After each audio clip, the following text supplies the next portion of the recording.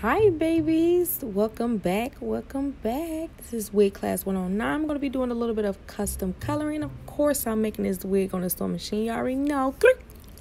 Okay, so I have my 20-inch frontal. This frontal is 613 with dark roots and 3 matching bundles, also 613 with dark roots. And this is how she will look once I am done showing you guys how I achieved this blonde. Like, to be honest, who likes this yellowish hair? Like, come on now, do something with it, like, okay? So let's get it poppin'. This is the frontal. Did not turn out to bleach. I didn't do anything to it yet. And these are my matching 3 bundles. I had 2 20-inch bundles and 1 20-inch. This is my pre-cut aluminum foil, you guys. You can get this from Dollar Tree. It has 25 foils in it. I get about 5 packs every time I go to Dollar Tree. This is my light blonde permanent color. This is by Ion, and I have 4 of these boxes. I only had 3 in the video, but I did have 4 boxes. I'm using my 20 volume developer. This is a really good developer. Plus, it's the exact same brand. You want to make sure that the brands match if possible. My cool blonde shampoo, and I'm using my Ion Wellness after I will wash all of that stuff off with the cool blonde. These products are infused with yogurt and honey. They are really good. They smell so good. Like, I'm from Michigan, so we have a casino here called Motor City Casino. Oh my god, like, after you wash this hair and put this stuff on there, like, with those products smell like Motor City Casino, like, no lie. Like, and what better thing to smell like than money? So, you know, okay. So all of the caps have a little puncture thing on a cap. I don't know what to call it, but you can puncture the top, and I did that for the first 2. But these things are so hard to roll down anything. They're so hard to get the dye out of. Like, OMG. I took the last 2 and I just cut it on the ends and then just squoze it out of the back part, because I was about to play with these things. So I'm making sure that I put all of the coloring into the bowl.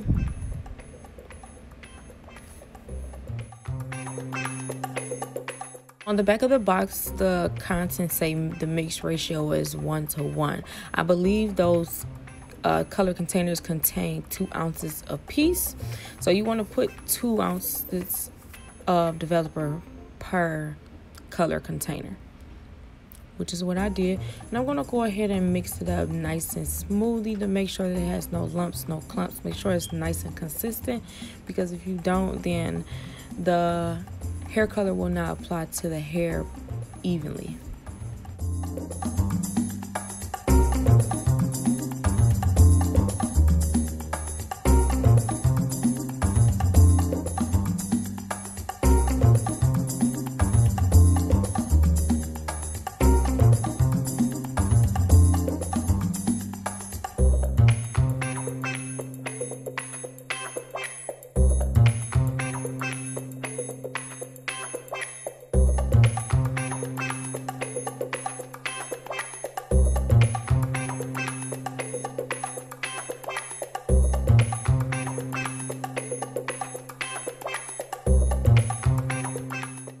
And now it's time to apply this to the hair.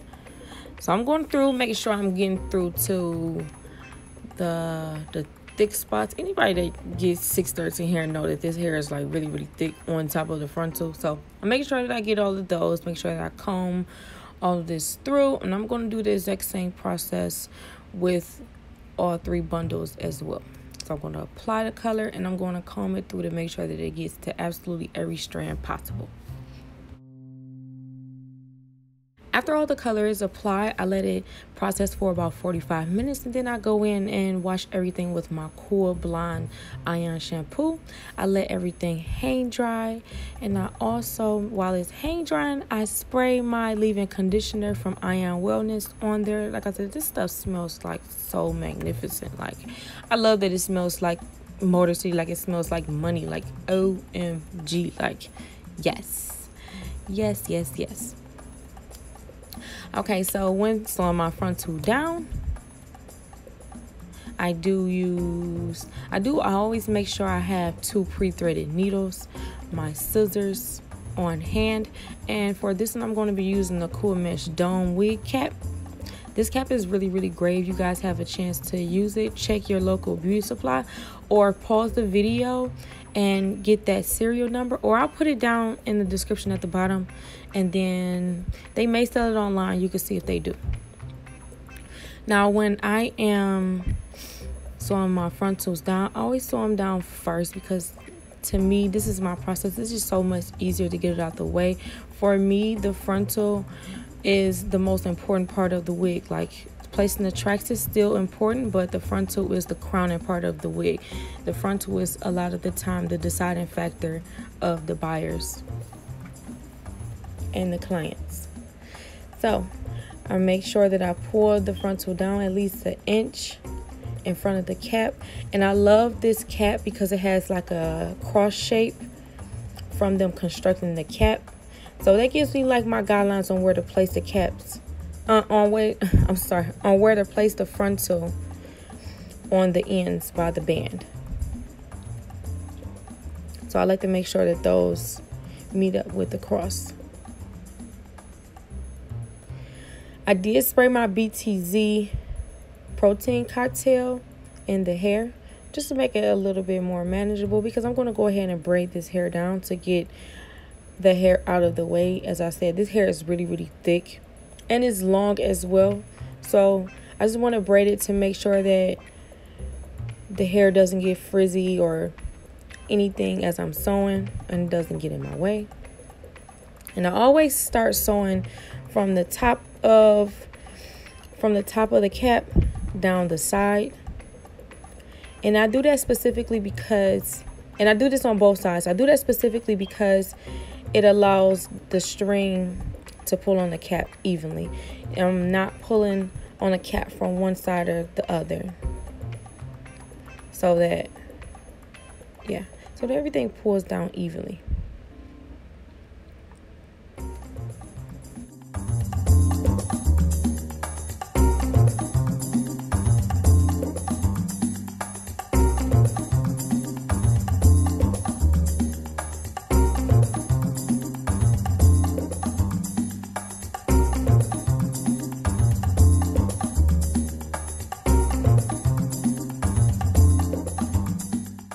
Right now, it's time to head over to the sewing machine.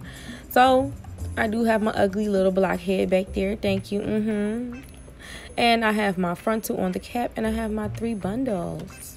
I'm going to first start with sewing the cap down on the sewing machine. I always do this just to make sure that it's 100% secure. I like to have my caps 100% secure. So, when I first start my frontal on the sewing machine, I start with, for anybody who has a brother machine, I use a number 1 stitch. For anybody that does not have a brother machine, that's a regular back and forth stitch. So I do that over the band about 4 or 5 times to make sure that the band is 100% secure in the cap and the band does not come apart, unravel, or anything.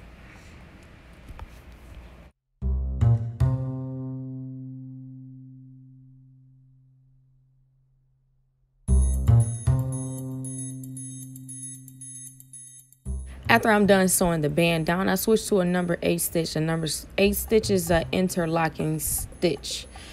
And I do that all the way until I get to the other band. And once I get to the other band, I do the exact same number 1 stitch on that side as well.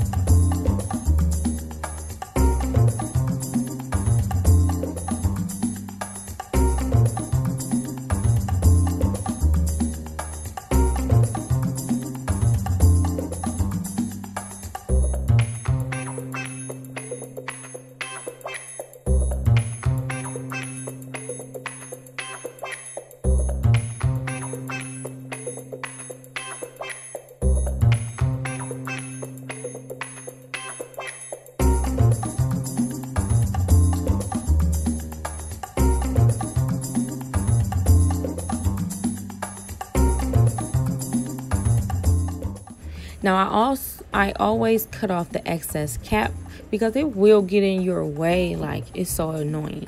So to avoid any mishaps, and make sure that you know the true size of the cap after the frontal is sewn on there. Then, you know, go ahead and cut the excess cap off. You don't really need it. You won't need it at all. I would recommend keeping those bands though. Those bands will come in handy for you. You don't waste materials, you know. So I'm going to cut this off, and when I am placing my cap onto my blockhead, I'm able to see properly where my tracks are going to go.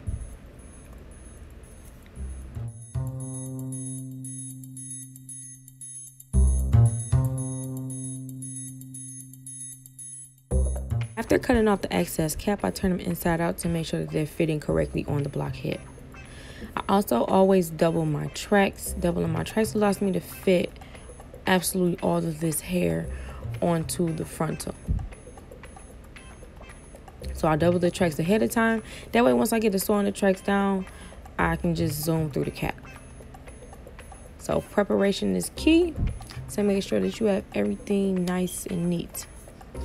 So right here, I call this plotting my guidelines. For me, I can mentally see my guidelines. I can see my imaginary guidelines on each and every cap that I do. And that's how I'm able to construct my caps. If it makes it easier for you, you're more than welcome to draw the lines on there. And then once you get in the habit of eyeballing the lines, then you'll be perfectly fine. I just don't like to use the chalk pen because of the chemicals that are in it. So thank you for those who love this method, who have tried this method. I'm really appreciative to you guys' feedback and everything. And for those of you who don't know, I pin down every track and then I sew it onto the cap. I do this specifically because I don't like my caps bunching up. I don't like my caps moving. I don't like my tracks being crooked or anything. So I pin down the tracks to make sure that all of the tracks stay in place, and make sure that the cap stays the same size and consistent throughout the entire wig making journey.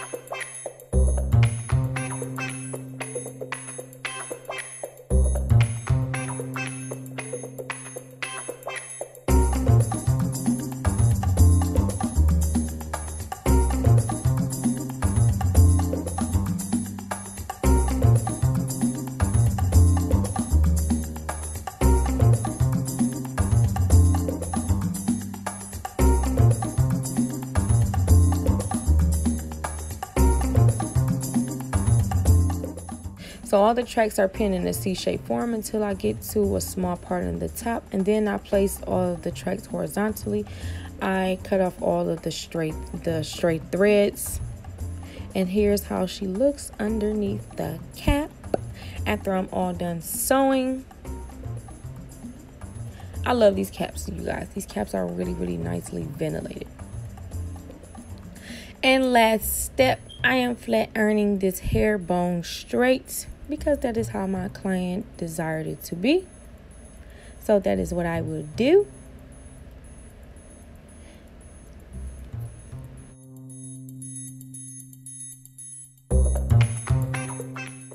And OMG, you guys, you see that shine and everything? Like, I did not put anything on here. Like, I recommend those Ion Wellness products. Like, that gave it this great shine. It gave it a nice movement, nice body and everything. Like, those products are magnificent. Like, you won't need anything other than that if you wash your hair, condition it, and put in the leave-in conditioner with those. Let it air dry, and then go ahead to styling.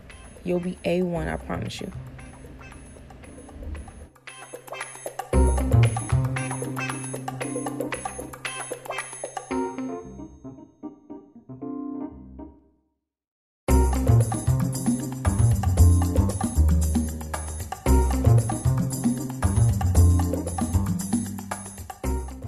Now this frontal did not come pre-plucked, so what I'm doing is I place some mousse on it to wet the hair a little bit. It's easier to pluck the hair if it's wet.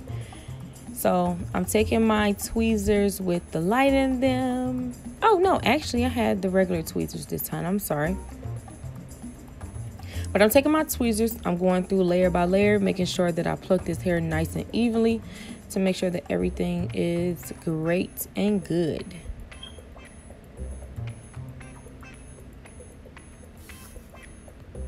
I'm going to apply this wrap and I'm going to let it air dry, and this is how she came out. Yes, this was a really cute color I did. This is a really nice blonde color. It turned the roots like a brownish color, like maybe a cocoa. It was really cute, super cute. And you guys, thank you so much for watching my videos. Thank you so much for absolutely everything. Comments, everything. I love you guys' feedback. Make sure you let me know if you like this video, how you like this video, what was your favorite part of this video. I'll be more than happy to hear it. And you guys, I love when you guys follow me on social media. That way I can interact with you guys. I love it. I love it. I love it. I promise you I do.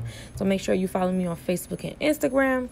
That way we can talk. We can chat it up. Everything. You can let me know what you like, what you don't like, what you would like to see from me in the future and everything. You know, I want to be able to grow with you guys. I also go live on my Facebook page. On those live premieres, I am on there live actively, so you're able to talk with me and chat with me. If you have any questions during the videos that you weren't able to get out on here on YouTube, and you're more than welcome to ask those questions on Facebook. That way we can chat it up.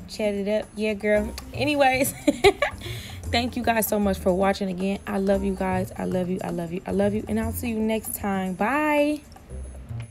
I've also picked out a few related videos you're more than welcome to watch.